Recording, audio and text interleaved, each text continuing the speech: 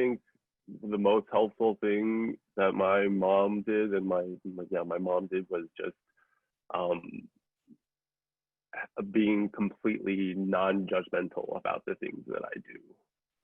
Being a completely supportive and just be like, I've got you. It doesn't matter what you do, what you want to do.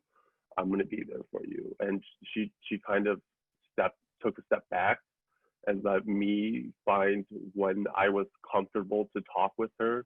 But she always incorporated more like family time of us spending time together with our entire family, whether it being just cooking or playing a board game or just like sitting outside on the porch, something like that. I think it was very helpful for me. Thank you, Tim. So I heard the keyword non-judgmental and being unconditionally supportive. Thank you. So my parents have come a long way in their understanding of mental health.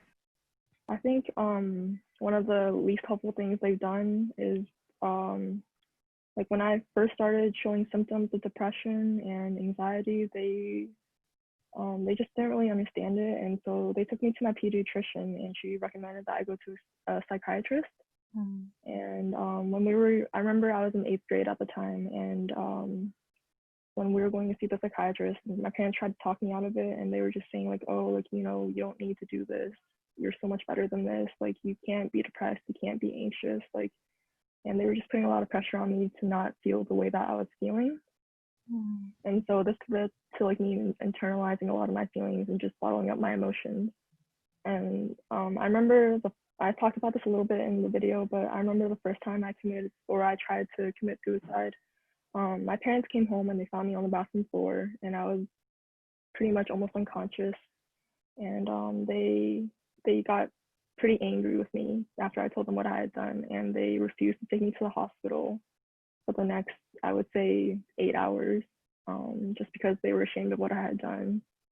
And I think that's probably one of the things that they've done that's hurt me the most, just because I felt like I was in such a dark place, and like they weren't able to see what I was going through, and they were just very adamant on pushing it under the rug or sweeping it under the rug. But I will say that they have come a long way since then, and I think one of the most helpful things that they've done for me is they give me space, and so like they know, so like they'll tell me that like if I'm ready to talk to them about what I'm going through, then like they'll be there, but they don't force me to talk to them about it. They don't pressure me to come to them. They just let me know that they're ready for me whenever I'm ready. Thank you for sharing, Sandy. I think that's so true. I think giving students, kids the space to process their emotions, and instead of judging it or dismissing it, I think that's very important. A lot of parents usually tell me that I want to talk to my kids, but my kids don't want to talk to me. And the first thing from this webinar we have talked about today is, have you started listening yet? Have you started giving them space and for that emotions to be there before you talk to them? So I think those advice you two shared are so important.